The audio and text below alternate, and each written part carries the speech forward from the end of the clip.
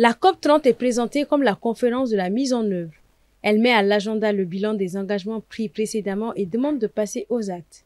Le lieu même au cœur de l'Amazonie est pour le président brésilien Luiz Inácio Lula da Silva l'occasion d'ouvrir les yeux des négociateurs, observateurs et tous les participants sur l'ampleur du réchauffement climatique, tant dans cette ville les habitants utilisent leur parapluie contre le soleil brûlant.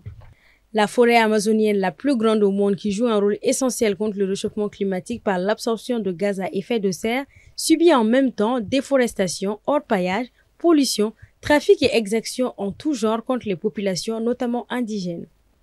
Pour le continent africain, la COP30 représente bien plus qu'un rendez-vous diplomatique, c'est un enjeu d'accès aux ressources, de transition énergétique, d'affirmation d'un rôle de subordonné à un rôle moteur actif dans la construction d'un avenir durable, mais aussi et surtout de justice climatique. La Commission de l'Union africaine a d'ailleurs rappelé que l'Afrique ne demande pas la charité mais la justice climatique. L'Afrique, bien qu'elle ne soit responsable que d'une part très faible des émissions mondiales de gaz à effet de serre, en subit de plein fouet les effets alors que le continent détient un potentiel d'énergie renouvelable estimé à 40% du total mondial. L'Afrique attend de la COP30 un nouveau cadre de financement climatique avec une part importante en subventions ou en financement à très faible coût, l'activation de mécanismes de pertes et dommages permettant aux pays africains de faire face aux effets irréversibles du changement climatique, un engagement pour une transition énergétique juste où les pays africains peuvent bénéficier de transferts de technologies, de capacités et d'investissements, entre autres. Les États-Unis, première économie du monde et émetteur mondial de gaz à effet de serre,